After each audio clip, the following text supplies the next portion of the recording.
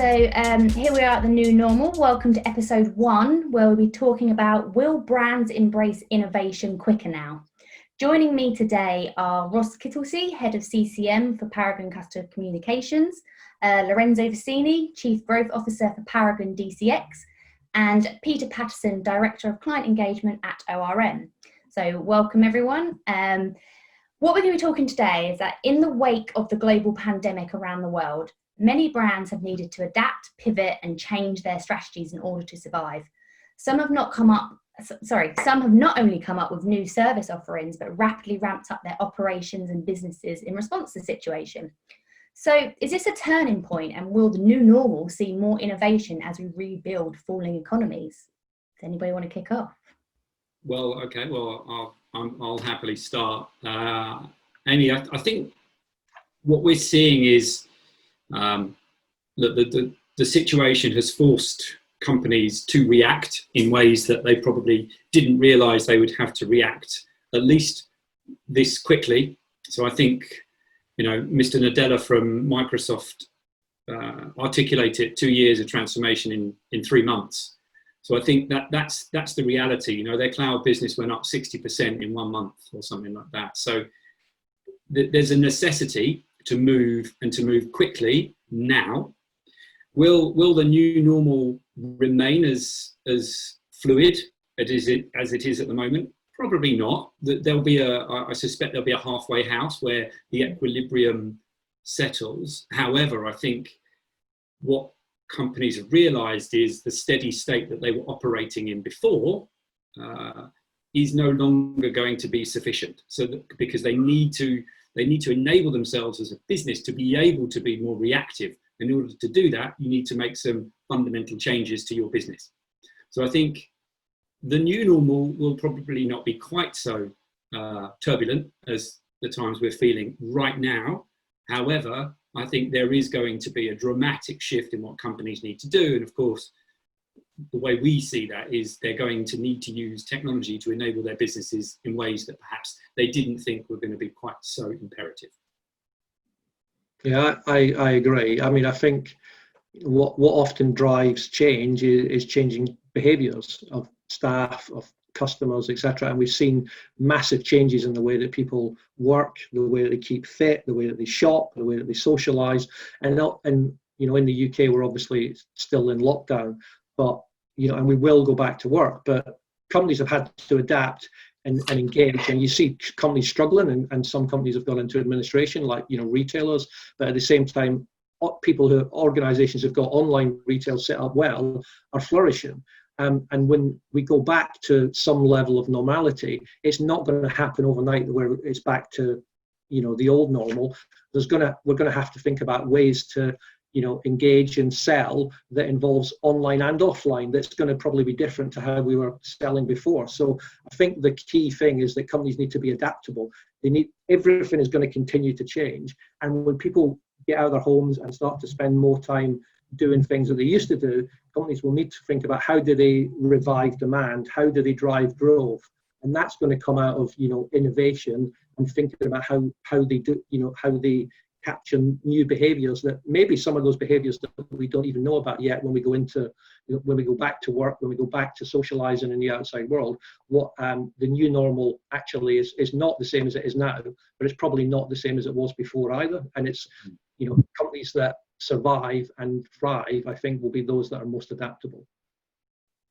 Yeah, absolutely echo that. And I think from my perspective, what I'm seeing in the marketplace are companies that are having a two-pronged approach. You've got the tactical, we need to do something now to get the wheels turning again.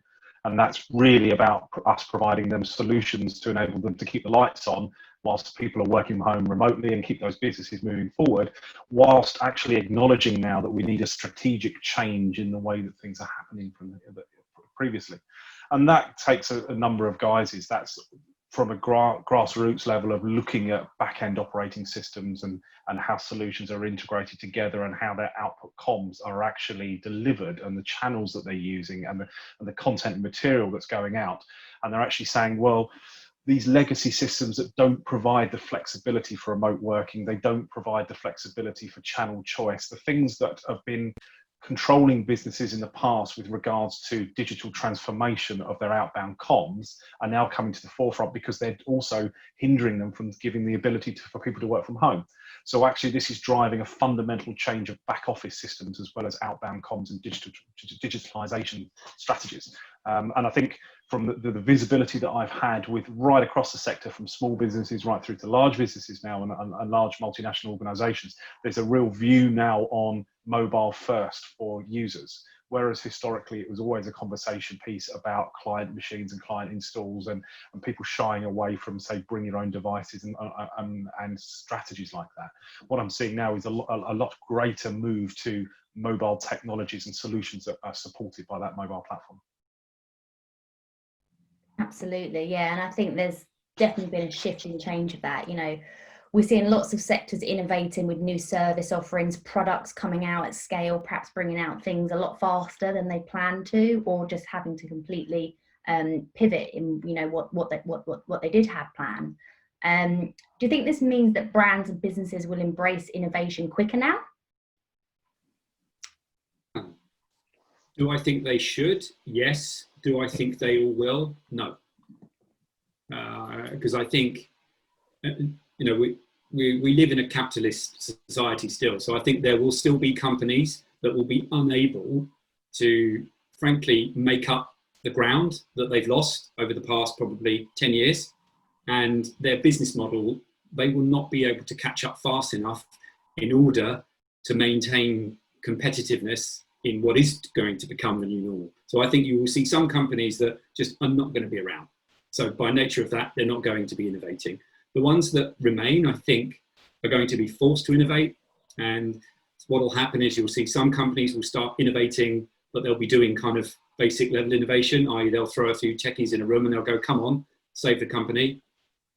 You'll have others that perhaps might have a bit more advancement than that. So they might at least be innovating around some loose goal. And there'll be others that have got at least a business strategy aligned to a digital strategy, aligned to tactical innovations to make sure that what's coming out of the hothouse actually aligns with at least the problems that as a business they've agreed that they want to solve.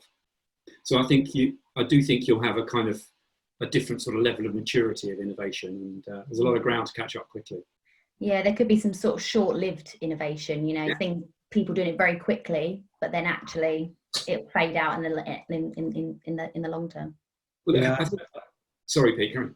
Yeah, I was going to say, I think so. I can see with, you know, sort of some of our clients and some of my sort of own network who say work in financial services, they've got where they've got innovation set up, they're just pivoting those, you know, that way of work. They're pivoting change in that way of work, and they're focusing on different things to, you know, like digitize services quicker, that were maybe less important than were, you know, because you know, pre-COVID, and those organizations that aren't set up for this are going to be very focused on tactical change to deal with the current situation and not really be thinking strategically and anticipating that as we move back to normal, they can start to think more strategically. But I think that that's probably kind of not the best approach, because we don't really know when that new normal is going to be or what it looks like. So I think that brands should be trying to innovate quicker, especially those brands that, as Lorenzo says, are lagging. But I suspect they're not going to be able to, because they're too kind of caught up in the day-to-day of managing a really sort of difficult and evolving situation. Yeah, and I think from my perspective, what I've seen on that is you've got companies that have taken the choice of their CCM management and control from an operational change perspective. They've taken that internally, but are now struggling to actually deliver the people to provide that transformation, because it's moving so quickly and the technology is moving quickly and the training and support and the strategy behind that is moving quickly. Actually having those people internally within your organization is a struggle to maintain. So I think what I'm seeing in the conversations with, certainly in the utilities and financial services sector, is where there's been a hesitance in the past to actually outsource that composition piece and that communication management piece because they want to keep that internal. They're actually recognizing now that we need to work with a partner like Paragon to be able to provide the solutions that we've got and the strategies and the implementation examples and the history and track record that we've got delivering those solutions, which they just can't do internally. So I think this is going to be a two-stage affair, and where you've got operational models where we can support in-house for them, as well as support their on-site solutions. That's where the change will be, and I think that whole vision and drive for strategic change has been accelerated through the whole piece, and I would see certain brands are already making those leaps that they never historically would have done. Mm. Do you think it would be short-lived though, Ross? Just what you were saying, do you think they maybe wanted to outsource it in the interim, but not in the long term? I think the whole, what's happened recently in the last few months has focused people's minds on single points to failure and reliance on single individuals. And I think historically, especially in large organisations, they were putting a lot of emphasis on single points of failure within their organisation from a strategic perspective, or an operation perspective, and a technical perspective, which meant that if there are issues or problems in the future with the supply of the workforce, that will have a massive negative impact on their business. And people are now recognising that. So actually outsourcing and working with a partner who has got a much wider resource pool of people available across the country, not only from a local perspective, but geographically as well, means that actually the reliance on single points to failure within the organisation goes away, and that strategic partnership becomes more important. So I think we're going to see more and more of that outsourcing model.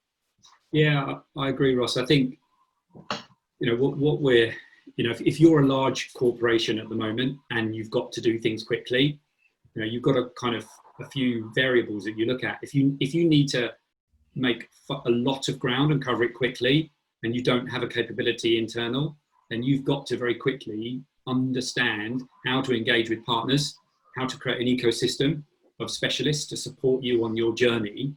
And you might, in the long term, you might desire to build the capability internally, quite rightly. But the reality is, if you need to cover a lot of ground quickly and you don't have a capability, you have to be able to engage with external support. I think that's a fact. And then to do that, you've got to know what problem you're trying to solve to make sure that you're engaging with the right kind of partner. And I think probably a few brands and a few companies they're going to make a few missteps over the next 12 months, because the exec teams are going to say, we need to transform quickly, just get on with it. And at times, things are not quite going to go to plan. I think that's probably what's going to happen. Absolutely. Yeah. And go on, Peter, sorry. I was going to say, I agree. I think what we're also seeing is that organisations who have been working with partners who have, say, remote teams, for example, they've already got the processes in place, so it wasn't a big challenge to move from pre-COVID into lockdown. So they're dealing with this quite well. I think what I'm seeing is that the organisations that are struggling more in terms of their agility and their ability to change are those organisations that were very much a face-to-face organisation, very much needed people in the same room. They're really struggling because they don't have the tools and the processes in place. And those are the organisations that actually should be coming to partners to actually help them not just do the work, but set up the ways of working that they're going to need for the future.